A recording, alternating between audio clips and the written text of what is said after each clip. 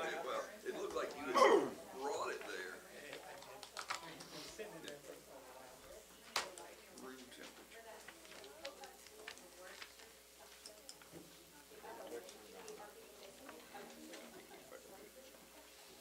Thank you, sir. He said, chance I won't make it back in time for the council meeting. I'm flying to Midland, not Michigan. Landing back in Houston at 4:30.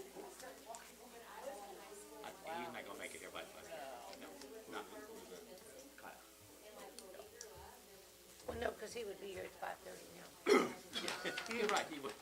Good answer. That's why you must be on council. I'd like to call the meeting to order for Thursday, February 13th at 5:30 p.m. If everyone will rise if able, and if you'll join me in the Pledge of Allegiance, and it will be then followed by a prayer from Councilman Forrest.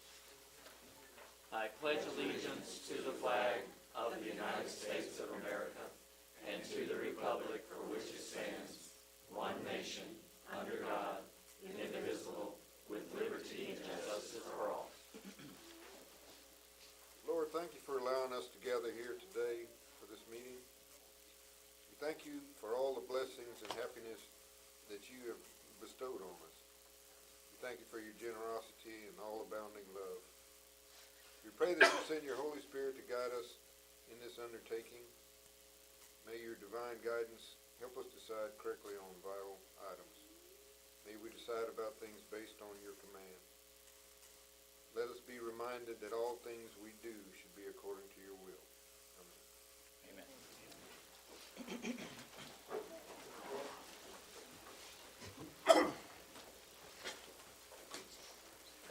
Okay, first of all, I want to welcome everyone today.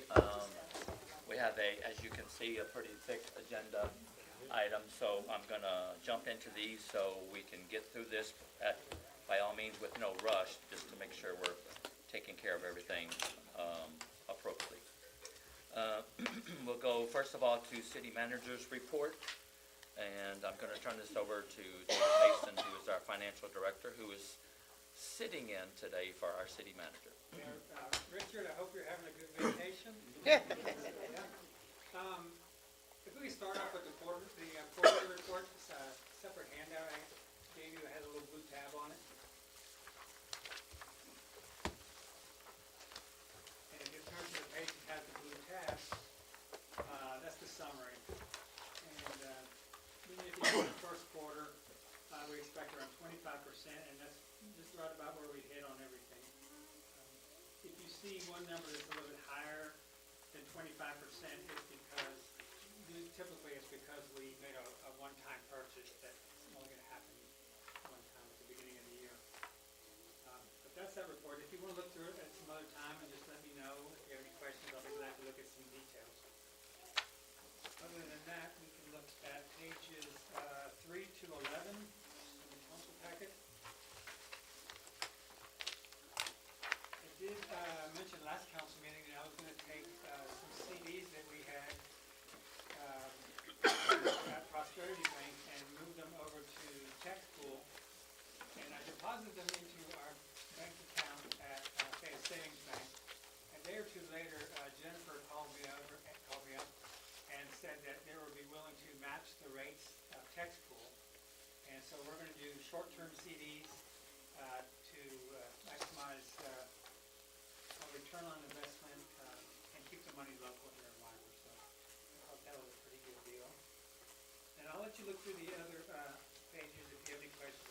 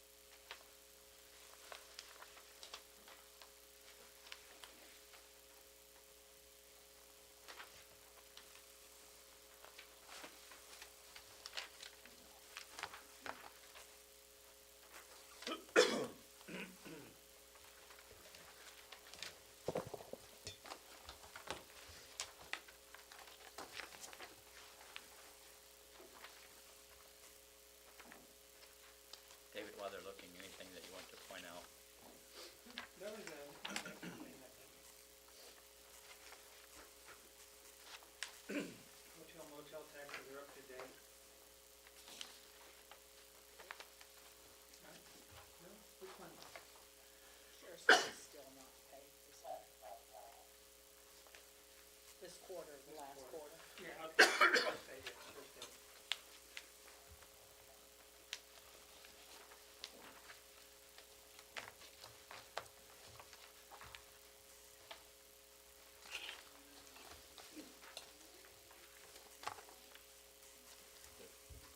Thank you, Kurt. Mr. Mayor, I was just gonna thank Richard and Dolores for giving us these packets in a timely fashion. Particularly this month, it was, a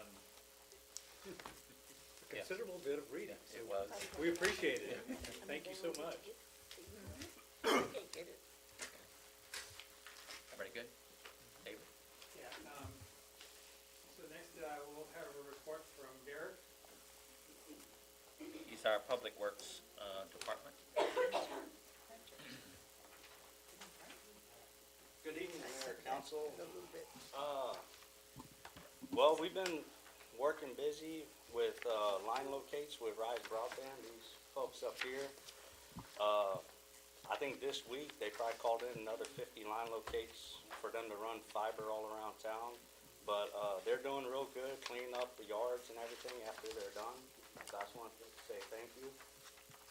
And then we had 2 water leaks within the last month, and then we had like 3 or 4 little power outages, except for yesterday morning when that little storm came through.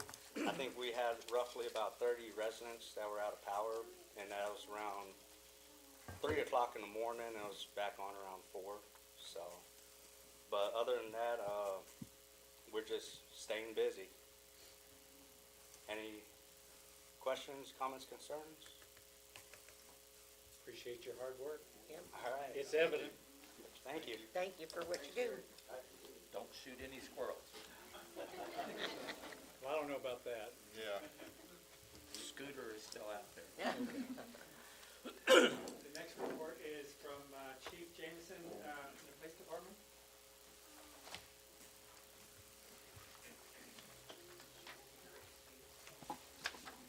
Good evening again, Mayor, members of council. You have the report in front of you as part of your packet. You might notice, it's a new year, and so there's a little bit different of a format. And I want to give the credit to the Sergeant Jones, soon to be Lieutenant Jones, but he helps puts this together. So obviously, there were 351 calls for service, 20 offenses generated, and there are 5 arrests, 145 traffic stops, and you can see the breakdown. We put that in there, Councilman Scardino, just for you. So, and then as part of the city manager's report, the city manager had asked me to share with you, and it was part of your packet. I know it was probably us that contributed to the number of pages in the packet, because both of those report, I think, were 19 pages long. So put those together and you get 38. But at any rate, it's the time of the year where we have to do the racial profiling report that we have to submit to the state. We're supposed to give it to the state by March 1st, but before we do that, we need to present it to you. So that's why it was included in your packet. We shared with you on Friday the 7th or whatever. But let's see here. And one of the things that I wanted to just make, if anyone is new and not familiar with it, the purpose of that report is to capture information on every single traffic stop that we have and report it to the state. But we also use it to see if we can identify any clues of, profiling and things of that nature. Those numbers should reflect, the numbers that you have in that report should reflect pretty closely our demographics of the city. And if you've gone through it, based on the citydata.com database that is on our website, is our last census or whatever, it's pretty close. Just to break it down a little bit, out of the 5 different categories, the Alaska and Native American Indians, 3, it doesn't really even register on the census. The Asian Pacific Islanders was 31, and again, it doesn't really registered, but then on the African Americans, there were 291 stops there, which comes out to about 21%. According to the census numbers, about 18.3, so it was a little bit up. But then again, also on the whites, it was 641, which is 46%. That too was also up. And then the Hispanic Latino was 414, which is about 30%, and that was low. And one of the things that we do is we look at that, and we also do SWOT checks monthly, on the videos, to see if we can see anything that's going on. And, when I look at those numbers, they kind of keep together throughout the report. The proximity to I-10 and the number of commuters that we have coming through, I think are gonna, probably skew our numbers just a little bit, and I think that might be what you see. Because I can stand here in front of you and tell you that I don't believe that we have any indicators of racial profiling in the police department now. So, and I'll answer any questions that you might have related to either one of the reports.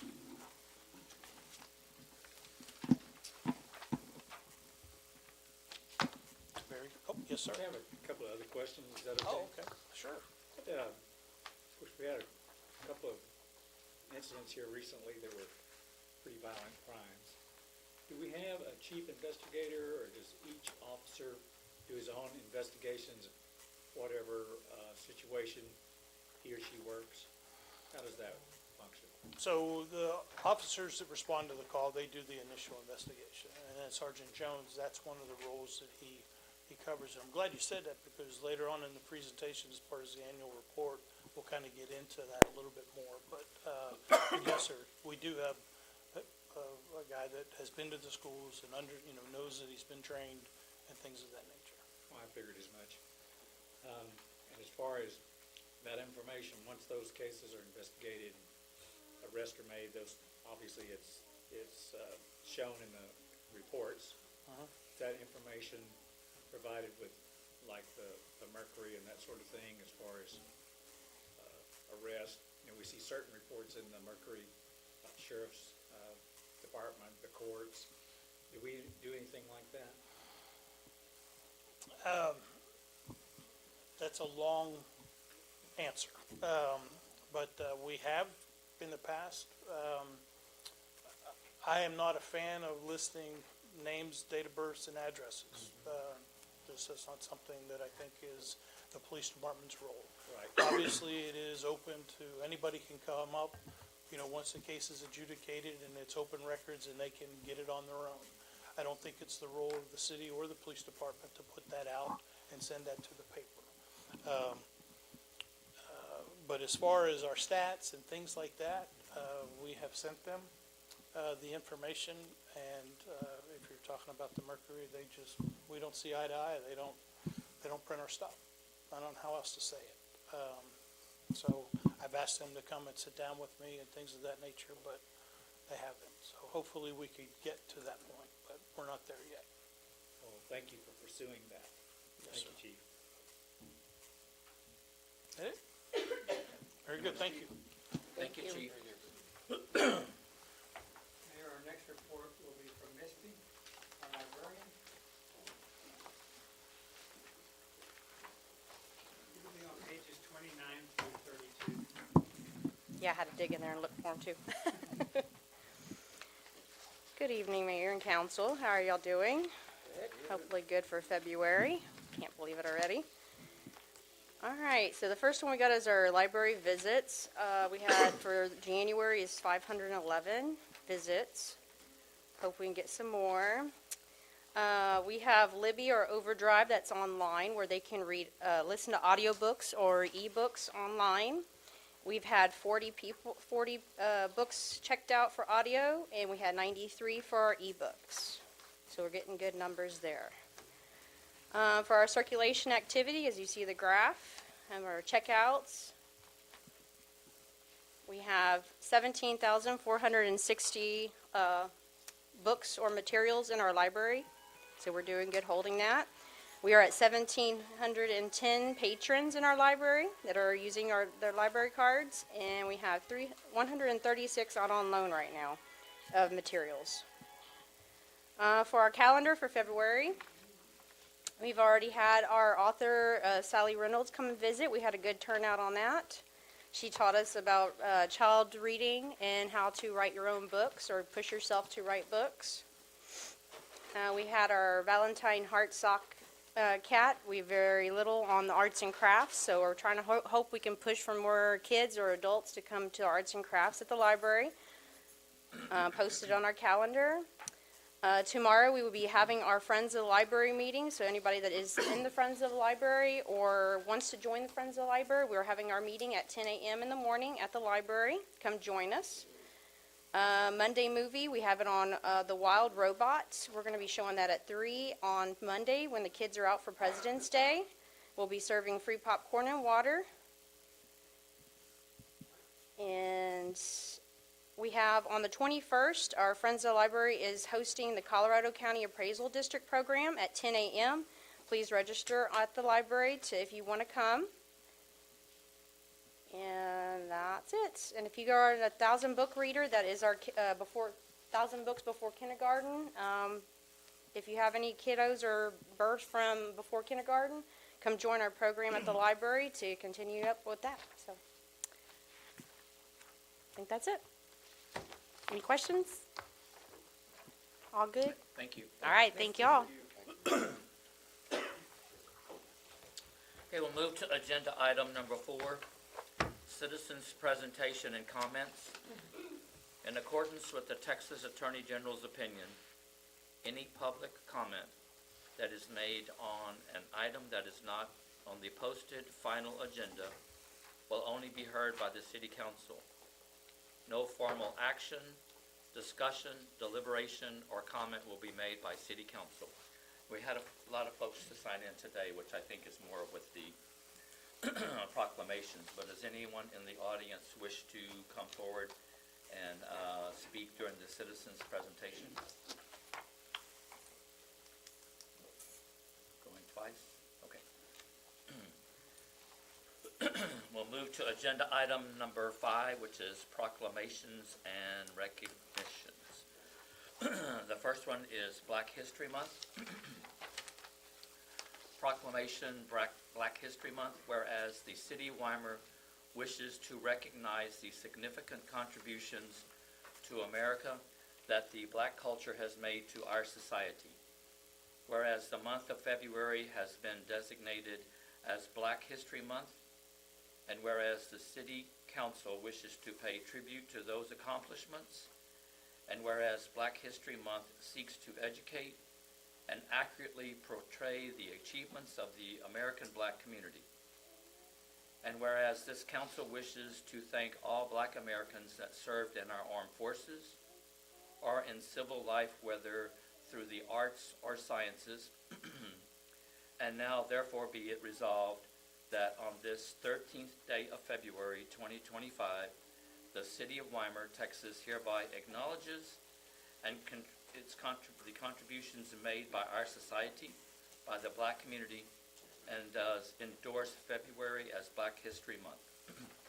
And I think we have some folks in the audience, if they will come up and take your picture. And if anybody else wants to join them, you are more than welcome to come up as well.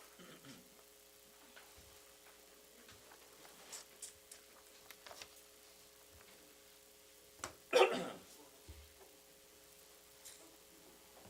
don't know which way's easier. Probably this way. I would say this way. Bernadette, let's go the other way. She wants to go the other. Maybe this might be Council, would you easier. guys come stand behind just so there's more people? Thank you. Will y'all come stand also?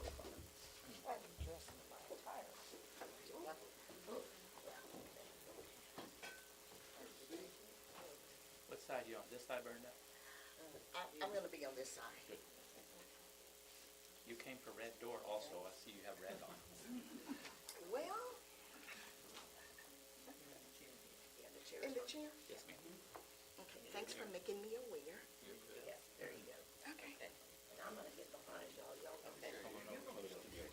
You only close. Do you want to hold this one up? Where you going to stand? Oh,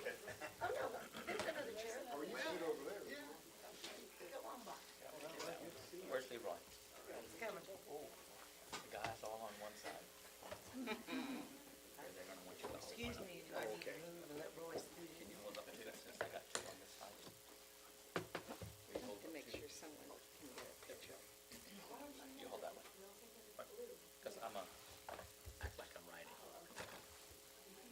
Act like Jack, act like I'm writing. Okay, so are you writing or looking at the camera? I'm looking at you writing both. You good? Okay, thank you. All right, folks, you bet.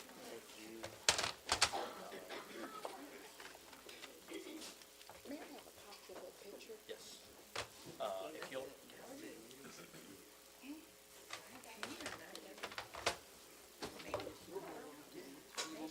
because I don't know if you want to hang around till they I didn't want to get in. Go ahead, Royce, I'm gonna let them decide. Okay. I got your chair. I'm behind you, Bernadette. Okay. Thank your step. Thank you, bud. Yep. I'm gonna let you go, so you can be the one. They only watch her so far. There you go. Yes, sir.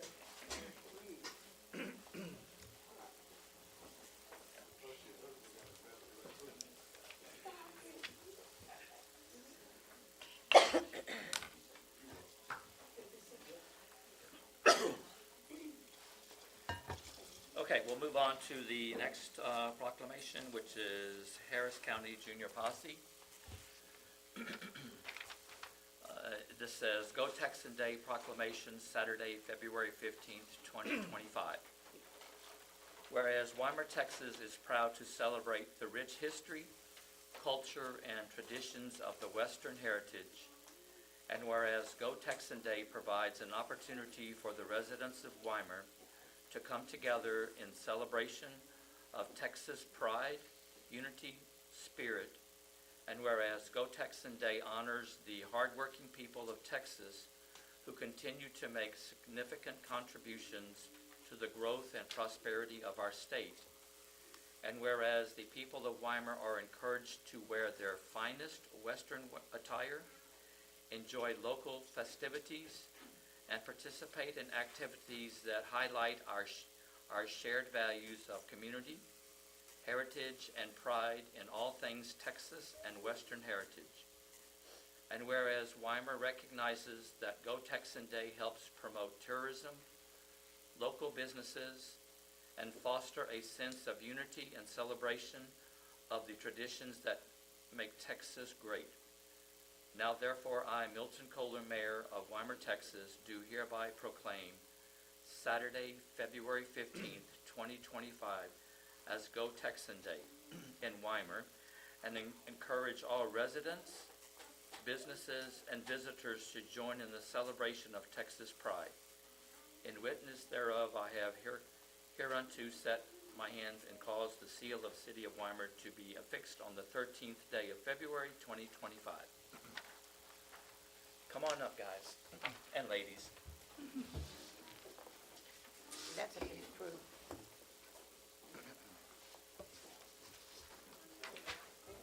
Yep, doorbell.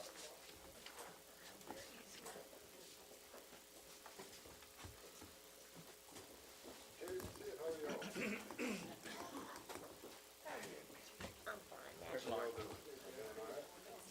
Lauren, I'm signing this one already.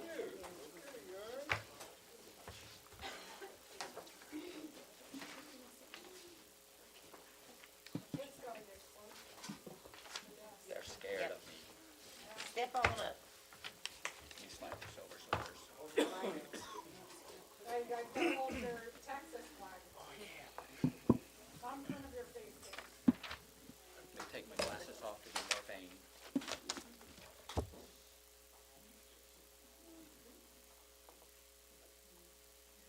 All good? All right, thank you.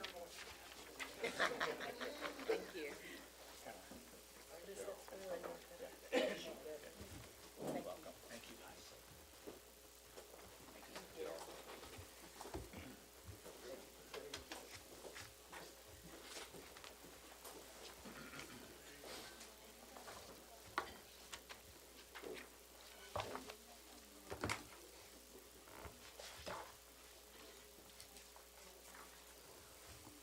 Question is, how many of you guys rode your horse here? Yeah. Okay. Can't wear out that saddle. Our parking spaces were full, but the tie-up was out Oh, here. Yeah. Okay, we'll move to the next proclamation. Red Door Month, Day Month, okay. Proclamation, whereas the Red Door Fund for Mental Health was established in 2021 by the Greater Fayette Community Foundation. Whereas mental illness is more prevalent in rural areas than in urban communities, and yet there are fewer mental health providers and resources available in rural areas to other treatment and support. Whereas the vision of the Red Door Fund for Mental Health is for those struggling with mental illness and their loved ones in this rural region to not only have access to resources, but they need to be able to navigate those resources, but also be able to turn in any person for support and feel accepted, understood, and unashamed. Whereas since 2021, the Red Door Funds have invested over $196,943 back into the community, directed towards advancing mental health services and providers in alignment with the priorities identified by the community itself. And whereas thousands of people have been inspired to be a red door themselves, with red doors and driveways seen around the region during the month of February, in hopes to spread mental health awareness and increase mental health services and programs in our local rural communities.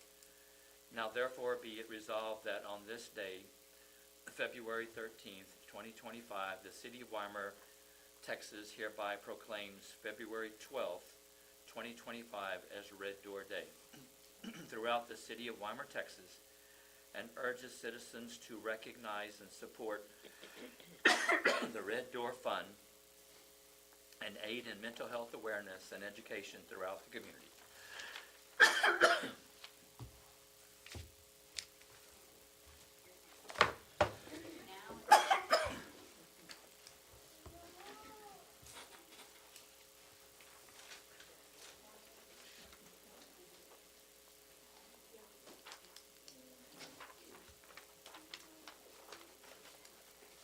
Dolores, I'm gonna give them this one in case they wanna take it with them, and if you can print another one. Sure. Someone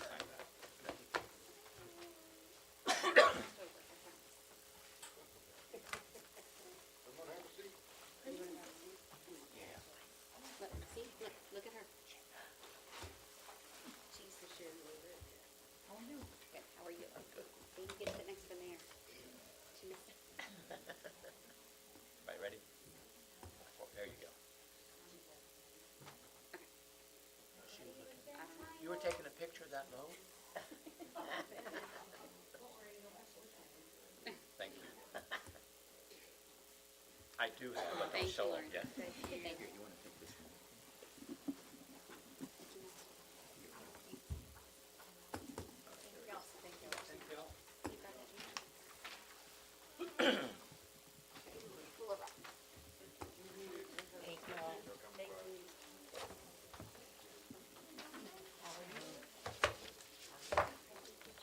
All right, I'll get with you, we got a little time.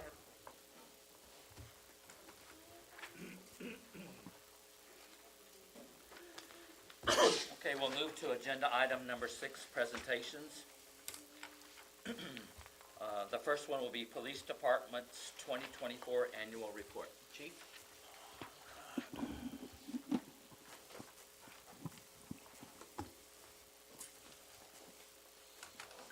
Well, a few months ago, the city manager shared with the directors that his plan to incorporate annual reports into the council meetings. And apparently I drew the short straw because he wanted me to go first. So tonight I have the honor to present it to you. And I'm awfully excited about any time to be able to brag on the work that the troops are doing. So as part of the report, we'll get into, our goals, a little bit of a breakdown of the department, We'll get into some crime numbers, and we'll also look at some stats. And the blue packet that we handed to you, that's on your desk, it's a little bit easier to read than what's in the packet, so, because I know it'll be really hard to see it on the screen.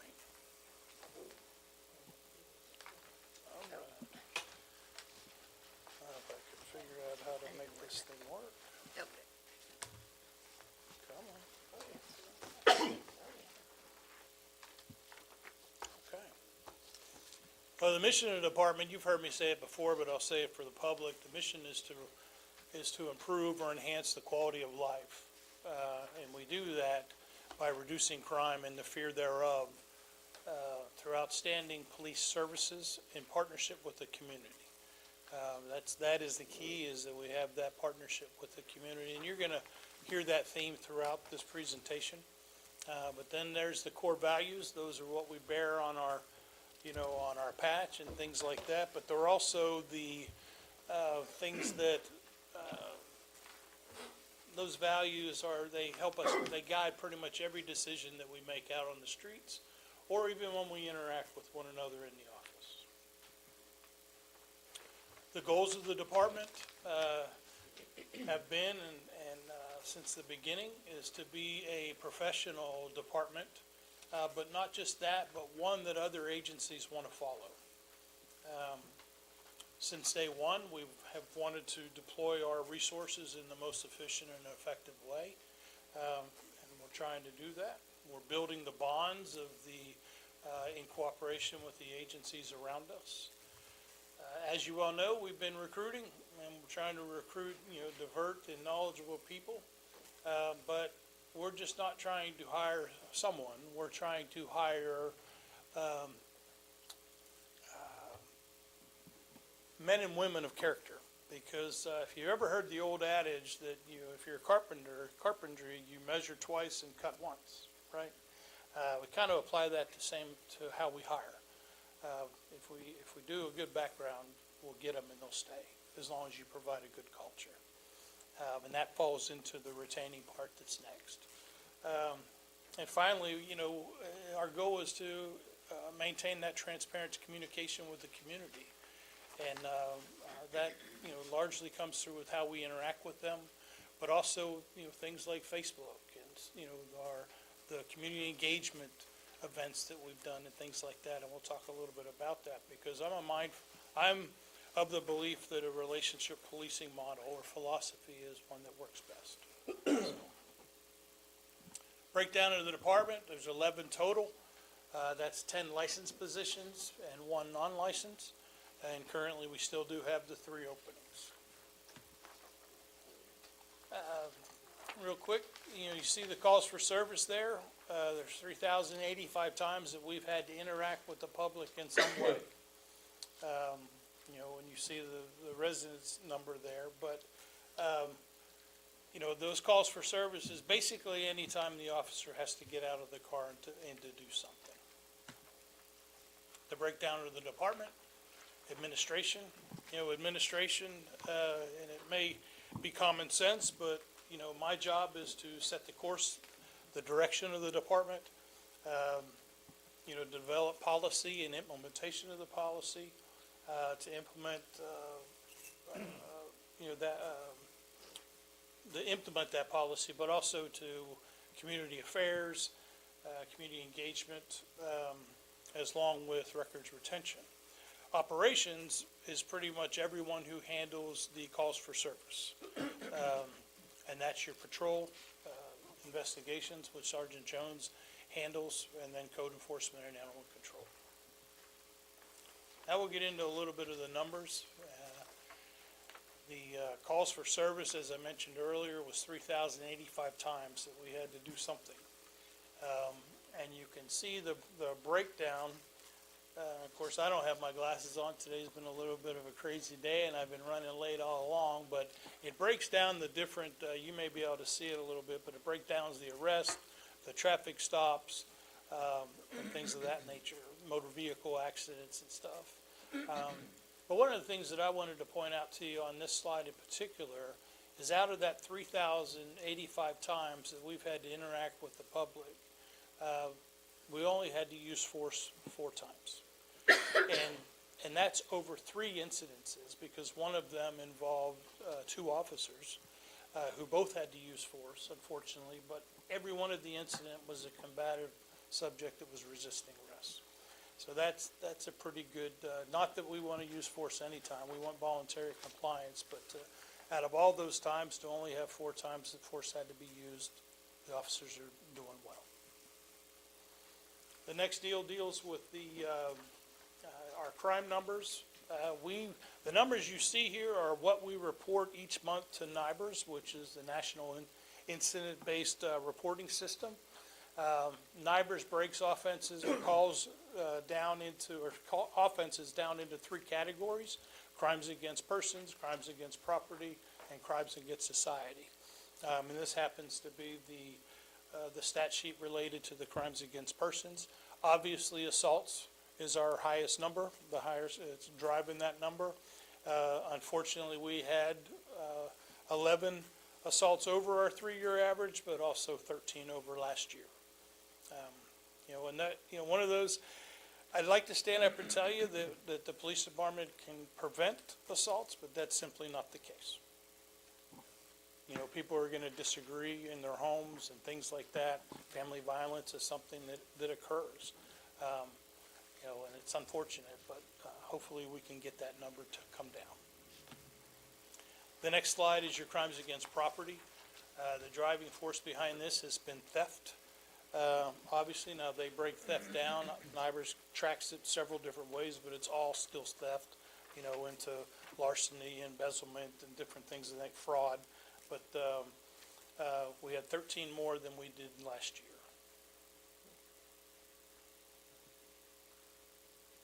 And then the final slide related to the crime is the one against society.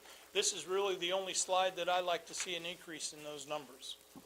And that's largely because they come from, the majority of them happen by proactive policing. Could be traffic stops, could be patrolling the neighborhoods and things of that nature.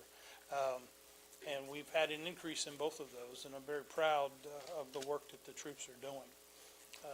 Because the more proactive work that they do, whether it's traffic or frequent patrols and things like that, or close patrols, we're going to be able to drive that crime number down. There may be more arrests, but we'll be able to drive the overall crime number down.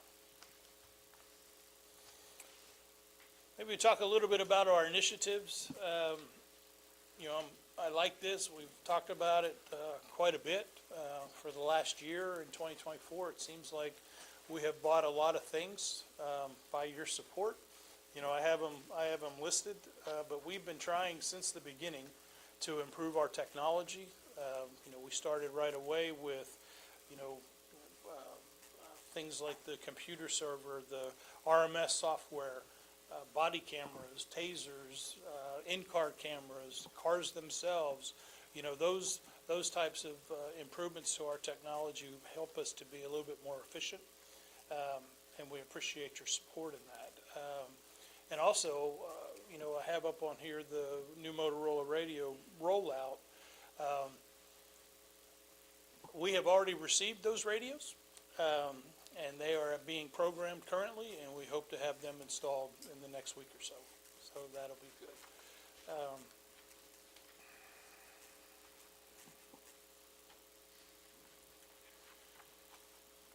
Some of the other things, whoops, I got ahead of myself. Now I want her to work. Obviously, the other initiatives are, we've already pretty much mentioned it, is the recruiting, but we're trying to be more creative in it, and also improving our retention, but engaging our youth more. And speaking of that, this slide here, and we're going to finish. This is the last slide, and I appreciate your attention. But I want to brag on Lauren and the staff. Community engagement is important, as you saw earlier in the very beginning. It's part of our goal to have that relationship, and these are some of the ways that that's accomplished. But on this slide, you see a few of the events that they participated in. But I had Lauren track the number, and they're more towards 100 events that they put together, events, you know, and things that the police department participated in. It may have been me going out and speaking, or one of them going out and speaking, but that number is closer to 100. And with the experience that I have, I can tell you that that's pretty impressive for a department our size. So they're doing a great job.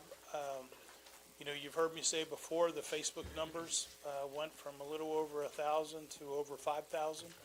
You know, so the message is getting out there. And I'm happy to stand here and tell you that I'm proud to represent this department and the work that they're doing. You know, and I'll answer any questions you might have. Yes, sir. Chief, have you seen any thread of explanation as to the increase of the assaults and the thefts? Have you seen anything that you can point a finger at, saying maybe this is lending to that? Not really. You know, I mean, despite the numbers, you know, Weimar is a very safe place to be. It is. You know, crime is down. I mean, it's, and that's one of the things about these numbers, and if you've probably heard me talk about it. I've been, you know, one of the reasons that we wanted to change the RMS system and stuff like that was so that I could track, that we could track these numbers, right? Because you gain a lot of intel by looking at those numbers, and there's not really anything, you know, that, I don't see a spike. Yes, there's more, but, than what we saw before, but that could be as easy as we're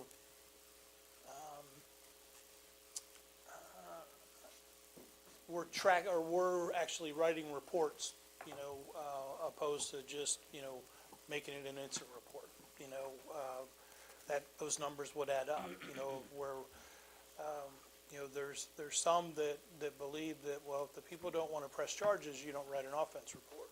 Well, that's not the case, right? Because your numbers would be skewed that you report to the state, because the assault happened. If there's, you know, if there's evidence of a crime occurring, you need to document it in an offense report, right? So, and when I say that, I don't know that the guys didn't do that before. That's not what I'm saying. Please don't misunderstand. I'm just saying that oftentimes that could happen, and that would change your numbers. But any little bit of a number, when you're dealing with small numbers, is going to change that dramatically, right? As far as percentage of increase and stuff like that. So, am I alarmed by 13 more than we had last year? Not really.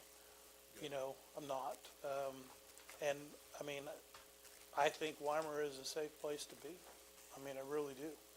Considering some of the things that I've seen in the past, you know, at other places, Weimar's a safe community. I would certainly agree with that, relative to some of the places I've been as well. Doing a good job. Thank you, sir. Doing all you guys. They have a good team, very good team. Chief, any luck on the school resource officer? Oh, yeah. I wish I could stand here and tell you, yes, sir, absolutely. We have had some inquiries, and matter of fact, we had one just this week that I actually spoke to on the phone for quite some time. And when we got off the phone, he told me that he was, you know, he's going to fill out his application. So we'll see. But outside of that, you know, and we've questioned each other a lot, like, what are we doing wrong? Like, you know, but we did recently just put out the city manager authorized the sign-on bonus, which was something that we used the last time, you know, and we got the people. But if you remember last year at this time, we actually have more people now currently than we had last year at this time, you know. So I am optimistic that we'll start to see some numbers come in. But I know that, you know, it would make sense for us to be able to find an SRO now, because with school ending, it gives us 2 or 3 months to get them trained, you know, to meet all the qualifications that they need to work for us, but also for the school. And then they could start the school year off fresh. So not necessarily, you know, so much worried about it this late in the game, but I'm anxious to get somebody in. Thank you. Thank you, Chief.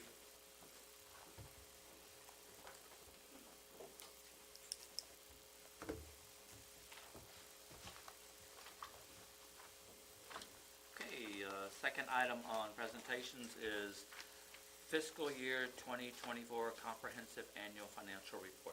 David? Mayor, council, Greg came down with the flu, so he's not able to be with us tonight. So we'll postpone that till next month. Thank you, David. Next item is Texas Independence Relay, March 29th and 30th. Ms. Tilly, if you'll come up to the podium and introduce yourself. Good evening, I'm Tara Dilly. I wasn't here last year, sorry about that. Y'all should have a little printout. Ms. Staver printed them out for everybody. So this is the 17th year that the Texas Independence Relay is going to be coming through Weimar. And one thing, Chief left off the community engagement. We worked with him last year, and we had 2 officers at the exchange for the entire night.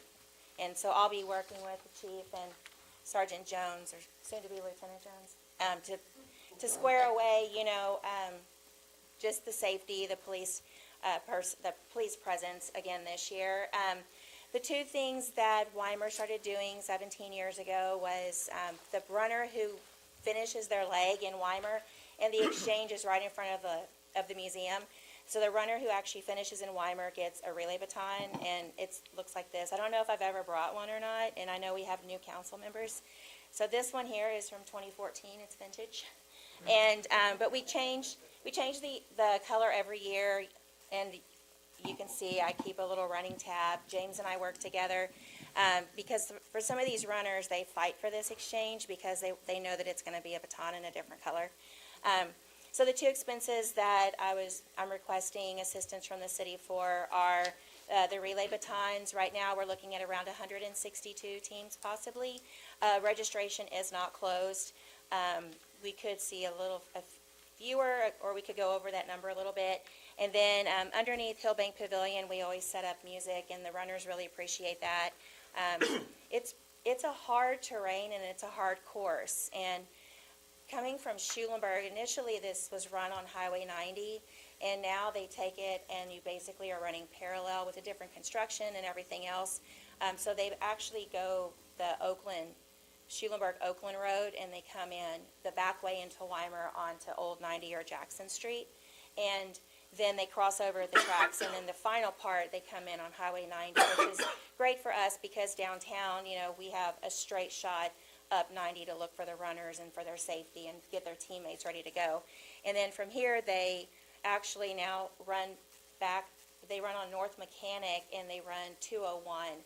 The back, is it 201 to 208, the backside at Borden.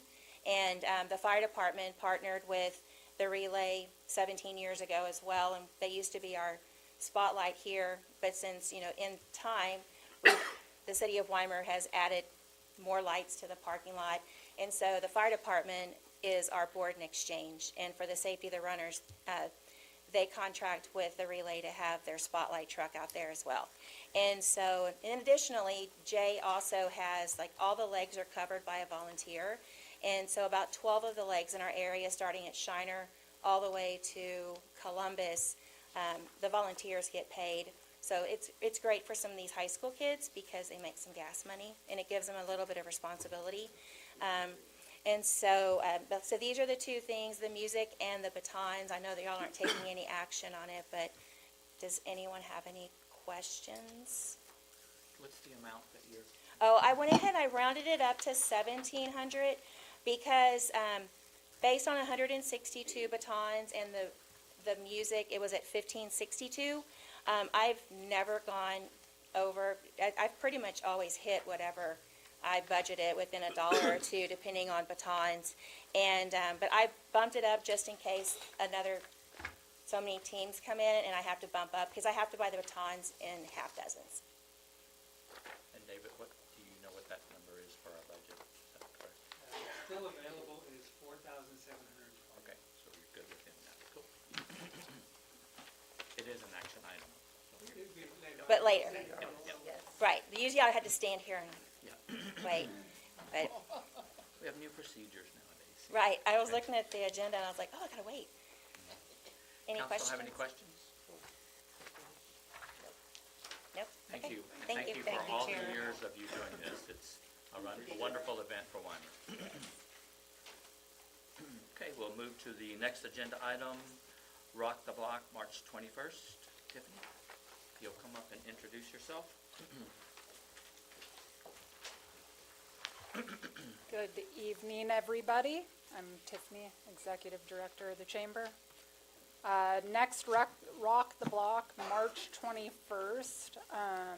After the first one of the biggest complaints we got were people didn't want to leave. We pretty much had to kick them out. So this Rock the Block, we're extending it till 11 p.m. We're starting it a little bit later. We are gonna do the same, street closure as Sip and Shop. So we're gonna extend Mechanic closed all the way to the lights, to give a little bit more room for more food trucks. Yes. Any questions on this one? You guys see that in your packet is the map that Yes. she's, okay? Any questions? Are you closing the alleys also? Yes, the alleys will be blocked, anywhere there's a street closure, so cars can't.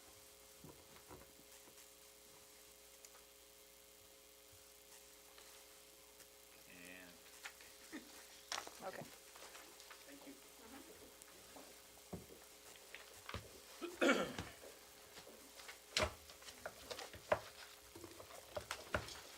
okay, we'll go to next agenda item, consent agenda. All consent items are considered routine and will be acted on by one single vote. I will read the ones that are to be under the consent agenda. Approval minutes of the January 9th regular council meeting. Setting Saturday, April 19th from 8 a.m. to 12 p.m. for Weimar Spring Cleanup Day. Setting Saturday, April 19th from 9 a.m. to 12 p.m. for Community Shred It event. Change date of May council meeting to canvass election results to May 9th instead of May 8th. Grant funds to Texas Independence Relay, March 29th and 30th. And closing streets for Rock the Block, March 21st from 4 p.m. to, we have midnight here. You said 11?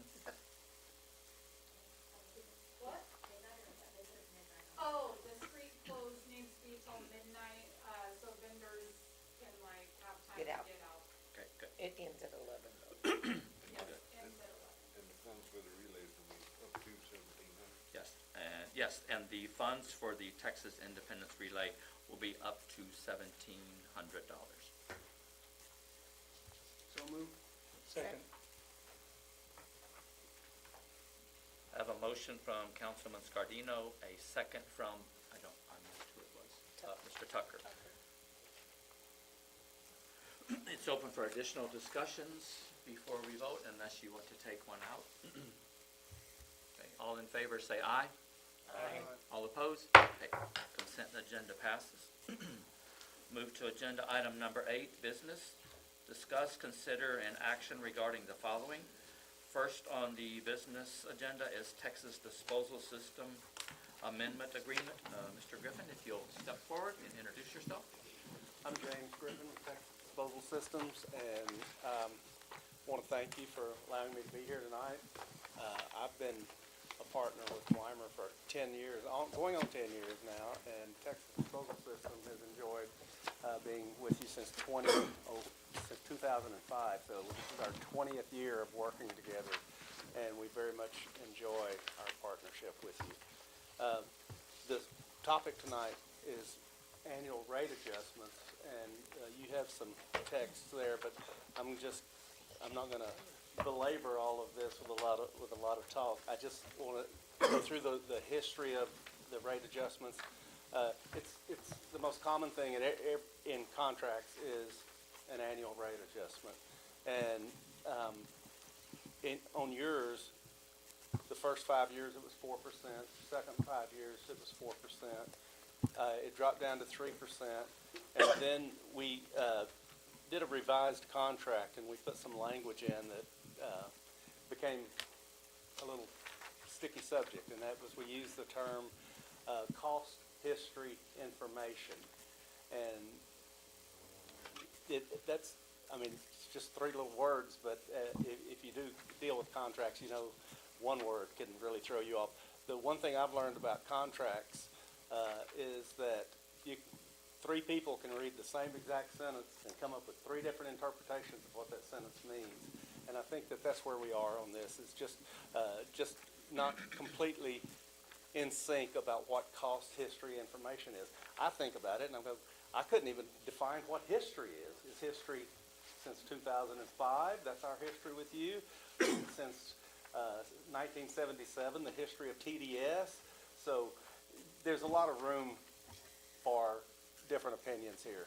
So I do want to go over a few of the things about, we've had these different contracts. And by the way, not only have we enjoyed 20 years already, but we still have 15 more years on the contract because it's a long-term dual agreement, because we also operate your transfer station here.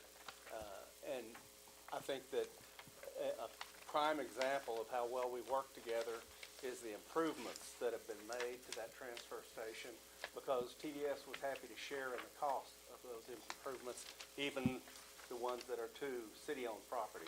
TDS also owns property around the transfer station, and of course we take care of any of that, but that's just a good example of how well we work together. So everybody knows, that we've been in a serious period of inflation. I mean, COVID just wreaked havoc, and it hasn't stopped.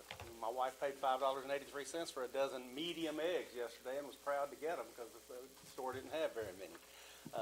But all of these things being said, what we would like to recommend and ask you for, so that we don't go through this every year, is to amend the contract and remove those three words, actually that whole paragraph, about cost history information, and go to a very reliable, unbiased index. You're all familiar with the term CPI, Consumer Price Index, and that's what the government tells you about the cost of living, gas, groceries, housing, rent, things like that. There are all kinds of indexes. And so what we think would be an ideal solution to this issue that we're trying to work through with you is there's a government index for the trash industry. So it's very relevant, it's unbiased, it's not our numbers, so TDS doesn't have any influence on it. The City of Weimar is a government operation. So what we would like to do is to just amend the contract to put in there that the annual increases would be based on this federal trash index. I've also given you some numbers there. It's been, right now, if we calculated it on this month, it would be 4.26%. And by the way, you won't calculate it every month. We're talking about an annual. So the average for the last 10 years has been 3.77%. But as you all know, from 2020 to today, we've had rampant inflation. So it looks like with the administration back in that was here during one of our lowest periods, that those numbers should all go down, right? If you're to believe our new president, and he was successful in doing it last time, we should see that number drop. But that's what we would like to ask you to do, is agree to let us, with you, amend the contract to use this very relevant. It's relevant because it's just like gas versus diesel. It doesn't matter what the price of gasoline is to TDS, it's diesel, because that's what our trucks use. So that's why I think it's something that, like I said, there can be no question. We don't establish the numbers. The government does. And it's available to everybody. Anybody can look at it at any time and see what that number is. So that's it in a nutshell. I would like to do that so that we can continue to enjoy the great relationship relationship that we've had for so long. Any questions? Council, question? How do these rates, how do or Weimer's current rates compare to some of the other surrounding towns that y'all service? Well, that's the reason, that's the way this started, and you have it in there, my text, but like I said, I don't wanna keep everybody here all night talking about that. What, back in 2019, y'all did a little survey and felt like your rate was higher than some of the other areas around. And so we agreed to freeze the rate for a year, so you didn't get a price increase there. And now, we've come this far, and your last price increase was that in 2019. 1/1/2019 rate is the same rate you're paying today, and this is 6 years later. So that's pretty unprecedented. If you use any kind of number on inflation or the index, that the increase has been about 28% cumulative in that time. So you've got a great rate, and I hope that you've been taking increases to what you charge your residents, even if we have not. But did I answer that? I don't think you said a single word about how we compare to the other cities. And I I'll- want to be a lawyer, but, so anyway, you and I have, I can just, because the city has asked me to negotiate this and I'm happy to discuss this with you. As you know, the mayor and I actually got in our car, and I don't think he'll get in the car with me again, because of the way I drive, but we drove to TDS, we met with you and their lawyer. Yeah. And we are great partners with you. We trust that you're making good money using our transfer station, and we trust that you're making money picking up the trash. We don't want you to be losing money. It's the same thing I told you 4 years ago, same thing I've told you every time we talk. But there was the purpose of us writing this contract, which I'm $500 a month city attorney, TDS, big company, so it's not like we took advantage of you with the contract. Was that we didn't want to just stair-step cost increase based on, as you said now, a national, any kind of figure. You know, that, the figure you're talking about, well, that probably includes union, garbage people, Lord knows what. It probably doesn't count cities that have a transfer station where your trucks have to drive a mile to dump the trash. Yeah. And what we wanted to do, and what we continue to want to do, is to look at what is your cost to pick up our trash. We want you to make a fair profit on doing that. But we're not gonna just say, okay, regardless of whether the cost actually goes up or down, it's gonna be this fixed increase, or it's gonna be tied to something that's much larger. And we're happy to talk to you about that. And like I said, we came, and when we left it, and I pulled the email, sent it to council, we went in 2021, when we met, your attorney looked at the contract, listened to the same speech I'm giving now, and said, that sounds reasonable. We never heard from him. You emailed again in 2022. I sent you the same email, and I said, we're happy to sit down with you. We can protect your information. In other words, your cost information is not going to be public record. There's an exception in the government code that allows us to keep that cost information proprietary. And we'll look at it and talk with you and come up with a fair rate increase. That was September 9th, 2022, and you said, thank you for the clarification. I will forward this to the proper departments.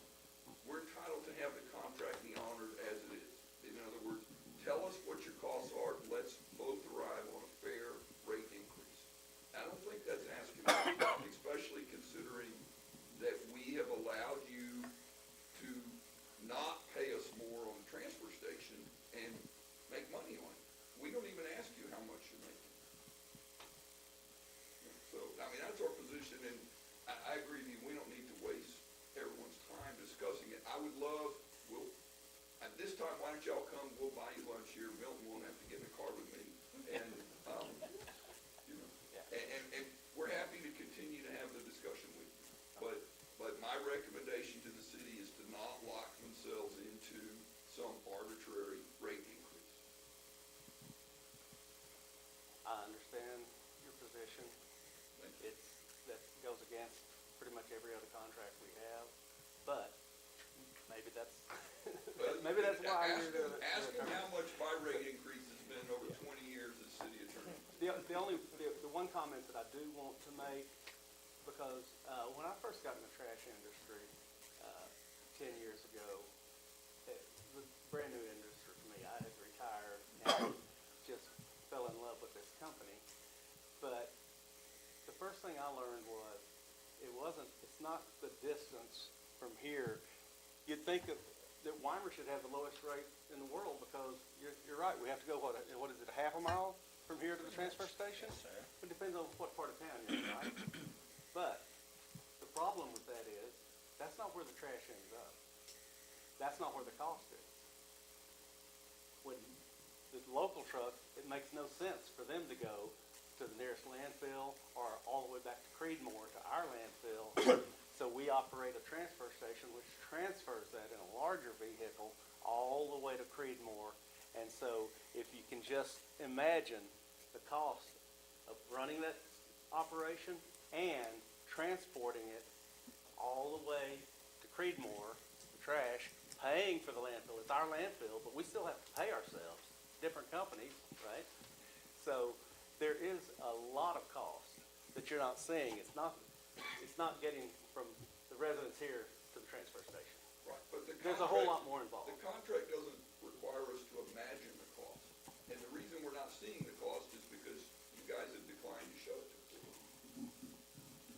Well, and here, again, we've had that conversation, and I can tell you that it's not that, for one thing, we're a privately held company, and we have seen non-disclosures not work, and that information become public information. But that's, I didn't want to address that issue at all tonight. I came to ask you to offer up what I think is a really reasonable, equitable solution to this for both parties. And that's where we are. I have a question. Yes. If you could repeat what you just said about the cost of Weimer's trash being picked up and going to the transfer station, you used the word half a mile, but it's probably the longest distance is 2 miles. Yeah. The cost that you're just now talking about is to get the trash from here to Creedmoor, correct? I'm saying that it's combined. I'm saying our cost does not end in what it costs Correct. to get Weimer's trash into the landfill or the recycling to the MRF, the material recovery facility. I appreciate you saying that. Right. Okay, so my second question to that is, Hallettsville, is their garbage brought to Weimer? Some of it. Okay, and that would be an additional cost. In your conversation, your answer would be the same amount as Weimer's to get to the transfer station and there? The cost from the transfer station to there would be the same. Correct. Yeah. But what's the cost that's included in our rate from Hallettsville to, I'm not asking you to make that public, I'm just asking you to acknowledge that the picking the garbage up in Hallettsville, bringing it to Weimer is part of the contract, correct? As ours is part of the contract, picking it up here and taking it to the transfer station. And when we were visiting you guys, that was my last final statement to you guys, is we have been partners for years. And the term is been very good partners. But I said when we were there, I don't feel that we were treated as a good partner. Because somebody who came on board after we initiated the whole industry for you guys in this area, we were the first for you guys to have this transfer station. And you wouldn't have these other customers if it wasn't for the start of this. And when their rate is cheaper than ours, simple math, I'm not a garbage industry expert, but I'm just using simple math, that their rate is cheaper than ours, that doesn't make sense to me.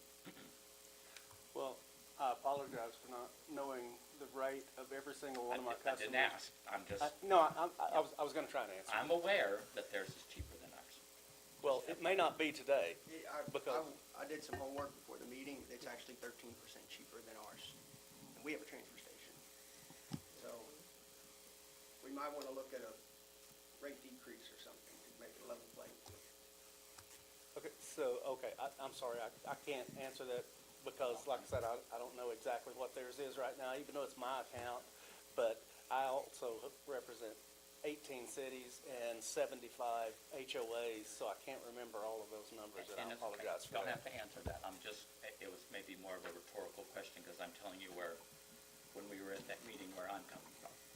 And I'm representing the city of Weimar. I don't get a vote, these folks do. But I've been from the day that the gentleman came in here to start this with Randall Jones. We have done nothing but support you guys, and I feel that it's not been mutual. Second question, if I can get it before the train comes, how many of you are there? Oh, wait.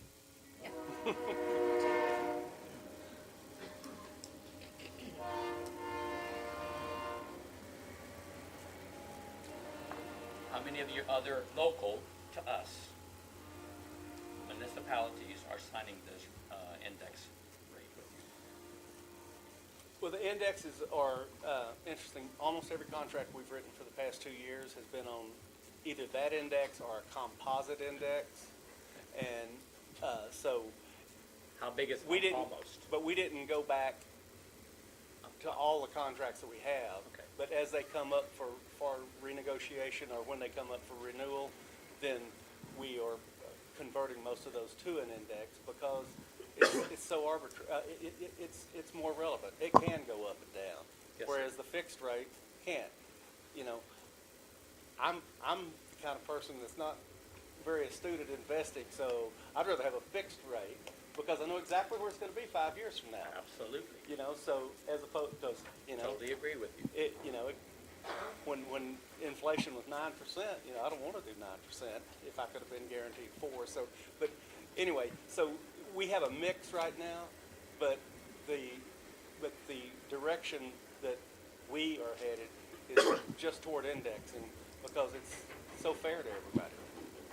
And I appreciate you saying that you would pick a fixed, because now you're asking us not to pick a fixed.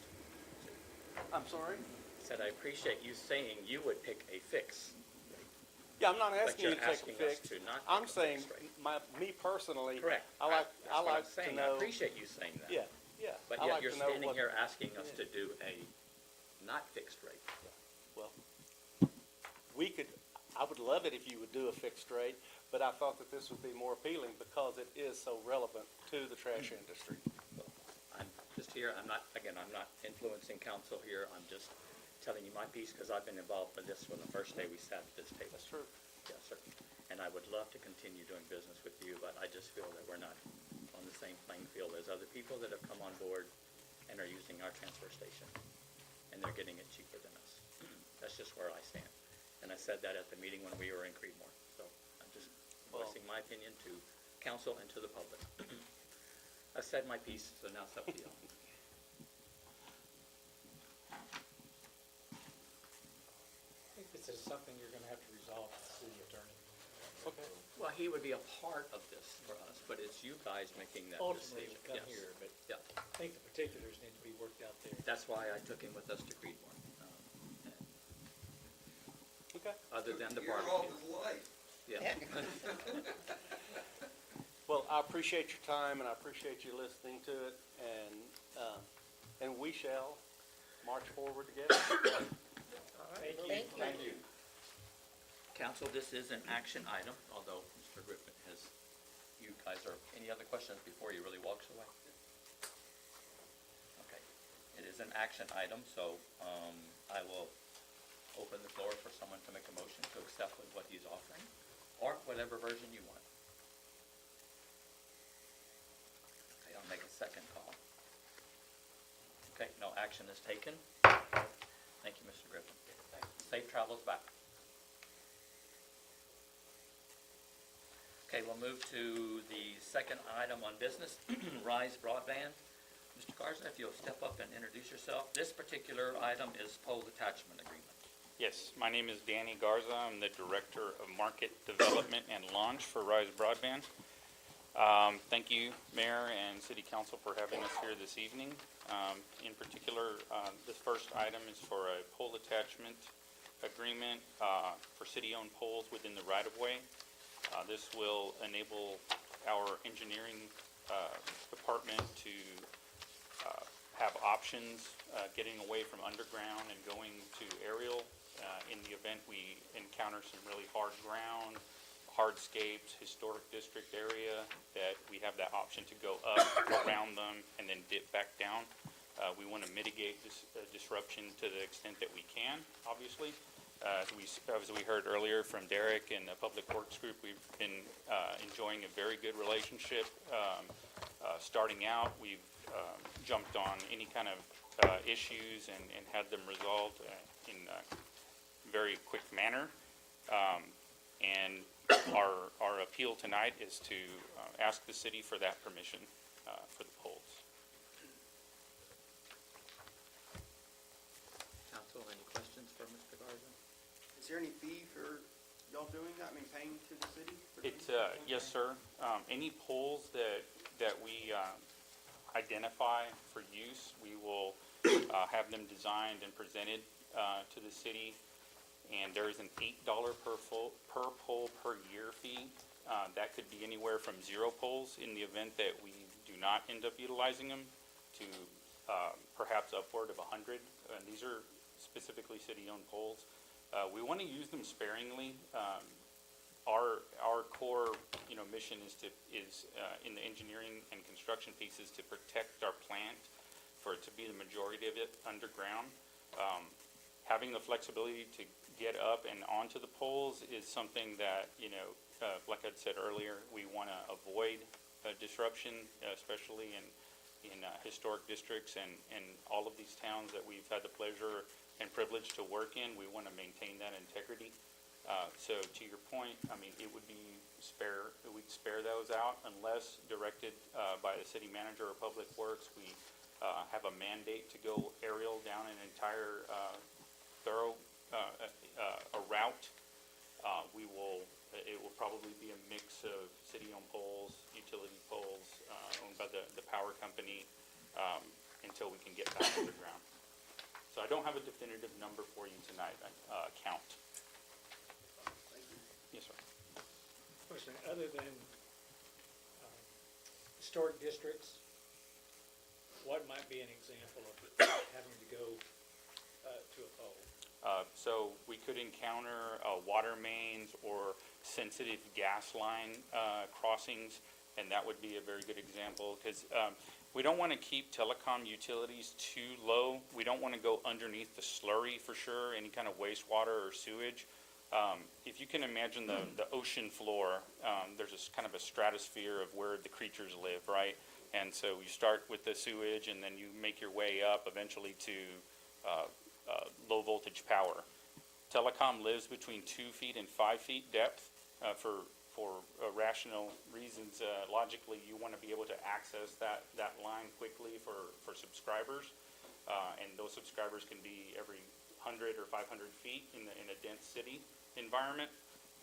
But if there is something very sensitive like a gas line, high voltage, or a water main, we would love to, have that option that we can rise, what's called, an industry term is riser up, bypass, and then dip down. We'll go back down and then continue our underground path. Make a motion to approve authorizing the city manager to execute a lease agreement with Rise Broadband for this pole attachment. Before there's I got a motion by Councilman Tucker, a second from Councilman Scardino. It's open for additional discussion. I'm not going to be as tough on you.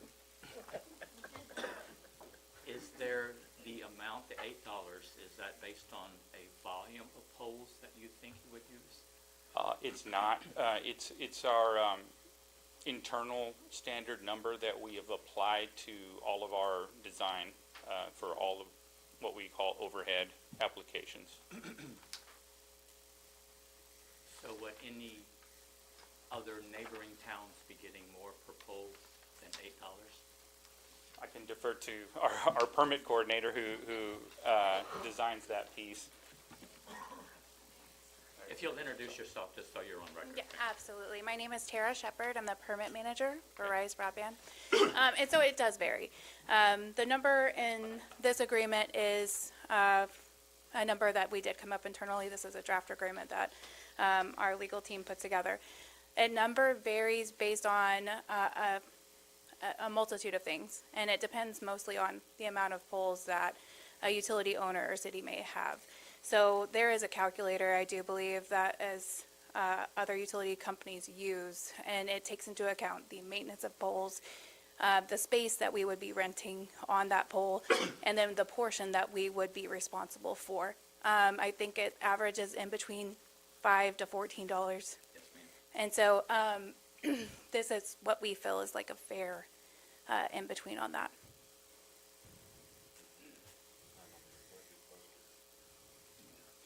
So we can adjust it, in your reading here, you give notice 90 days before January 1st, we can adjust the rate. Yep. Annually. So you have the ability to use a calculator of your own, whatever metrics that you decide as far as. IT challenge. Whatever feels reasonable as far as what you believe the maintenance of the pole is and how much responsibility we would have as an attacher with the space that we're renting. And the reason I'm asking is I want to make sure that we're not being shorted like some of our neighbors are, other than the conversation that you just heard. I completely understand. And to be fair, a lot of the companies and utility owners and pole owners that we are working with, they have a draft in place. And so they have done that calculation themselves. Like, I'm sorry, what was your name? David? Like David mentioned, there is the ability for you guys to make those adjustments, and of course, we're open to this conversation as well.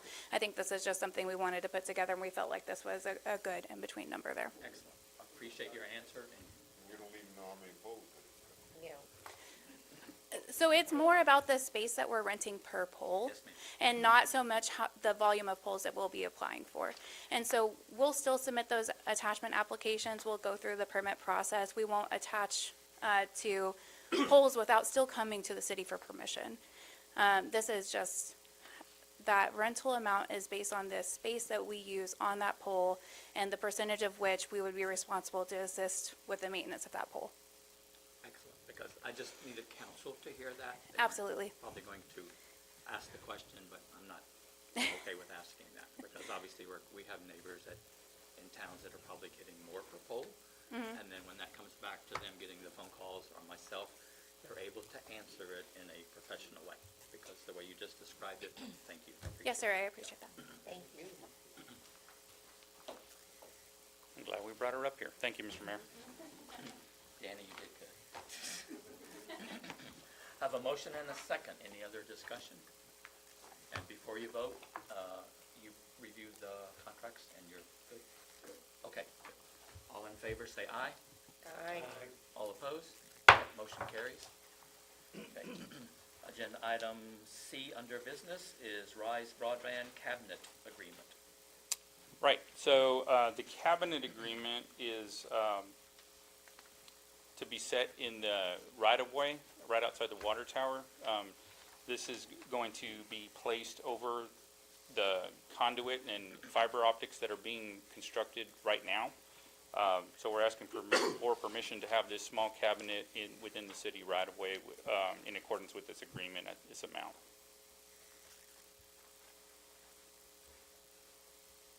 So moved. Have a motion from Councilman Tucker, a second from Councilman Scardino. Any additional discussion? I was gonna ask, what is this rate, this $300 a month, is that piggybacking off of the mayor's question? What is that compared to other cities around us? Tara? This is my item. Yeah, this is something that I've seen many times. All I could say is anecdotally is across all of the other cabinets. This is because it's based on the slab that it's sitting on. Okay. Just, we're gonna get questions, so. No, I appreciate you absolutely. guys, the way you're very very professionally answered, so I appreciate it. I would be happy to give you an answer if you would like as well, but I just don't know how accurate that It was would be. his turn, Yeah. yeah. No, it was his turn. I'll give myself out. Yeah, It was his agenda item. yeah.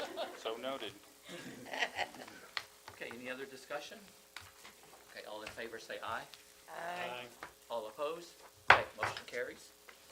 Thank you, Mr. Mayor, City Welcome. Council. Have a good evening. Thank you, y'all too. Easily done when they're up front. Thank you.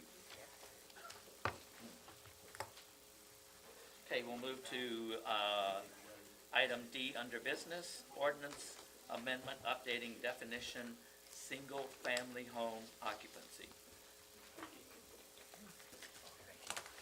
Thank you very much. Safe travel, okay?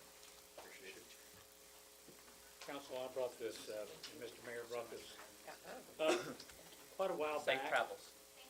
There's a cap, oh, that's his. So I had a number of questions from particularly contractors who were experiencing an influx of illegal immigrants in particular, and rented properties around the city of Weimar, and a multitude of single males renting these properties. And they were concerned about that. I asked, well, did we have anything that we could address that with if it actually was a concern? And the answer was no. And it was suggested, well, maybe we should address just maybe clarifying the definition of family, and that's what Bo has done for me. He put that together and sent it to me. It's on page 147 and 172. And Bo suggested that family, one or more non-transient persons living as a single household unit who are related by blood, legal adoption, marriage, or conservatorship, and to one person who is not related to any of the family members by blood, legal adoption, marriage, or conservatorship. So it would basically just be an update of our definition of family. Thank you for doing that. You bet. So the problem with definitions is there's always gonna be someone who doesn't fit it. You know, Exactly. We have something in writing if it passes. How you enforce it, that's not my job. I don't know how you're gonna figure out who's related and not, and, you know. Just being cousins count, you know, how if everyone just said we're brothers, I don't know how we're gonna disprove that, but in any event, I endeavored to craft something that As did I. was conformed with council decision. Well, I appreciate that. So I would make the motion that we, I guess, further define our definition of family to address what Bo has written for us. And there it is. Dolores, it needs to be said as this ordinance, correct? Yep. You address that. I can add that, well, I'll let you say it because I don't want to interject into something that you've done. But it's ordinance number 01-205, is that what you need to say? 2025. 2025, I'm sorry, 2025. Thank you. Second. A motion from Councilman Tucker, a second from Councilwoman Roberts. Dolores, are you okay with the way he's doing the motion, that it references this? Okay, just want to make sure we're going to get it in correct. Okay, any additional discussion? All in favor, say aye. Aye. All opposed? Okay, motion carries. Okay, we'll go to Agenda 8, number E, Federal Procurement Policies and Procedures. David, is that you? Dolores? Okay.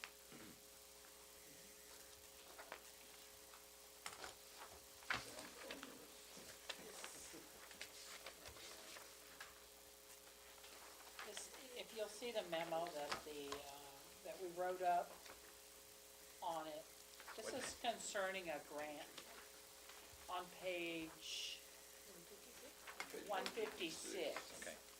We applied for a GLO grant, which is Texas General Land Office, grant for resilient communities to work on developing some of their plans that they have for the community. And we need to do some updates to the policies that we have, and this will help us to do that.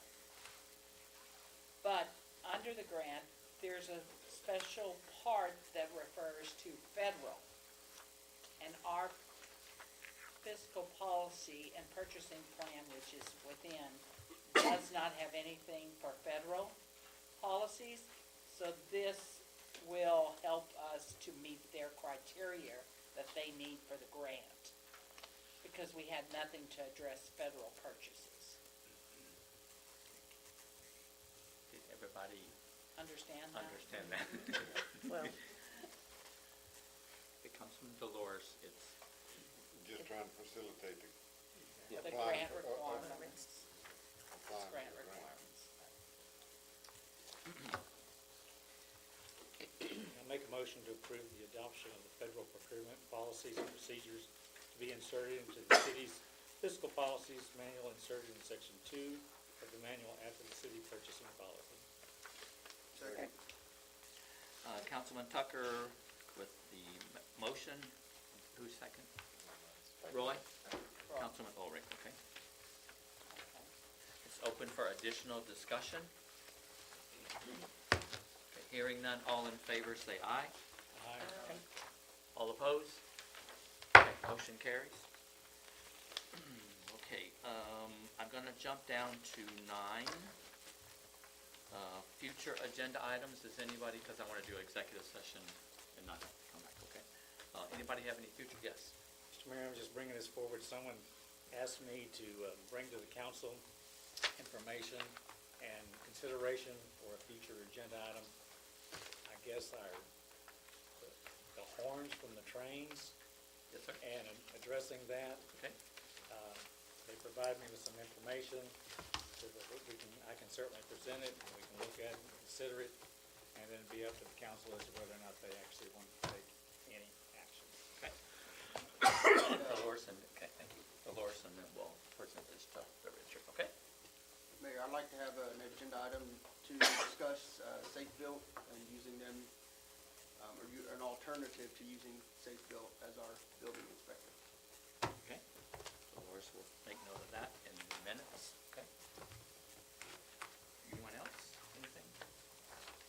Okay. We'll do quick announcements. We have, David, you want to do this, or you want me to do it? Oh, you do it. Okay, thank you. Announcements, Gadinki is Friday and Saturday, May 9th and 10th. And just a reminder that the Harris County Junior Posse will be this Saturday, February 15th, at 11 p.m., and if I'm understanding this correct, it is on Jackson. Is that correct? No, where? No, right there. Right here? South Mechanic. Okay, South Mechanic. Okay, now we will go to, under business item F, executive session authorizing under Texas Government Code Section 551.087, deliberation regarding economic development, Texas Film Corridor Tax Incentives Agreement. So at, let me look what time. We're gonna go into executive session at 7:04, and we'll come back after that. There was no action to be taken on it, it's just an update, and then we'll come back and adjourn, so no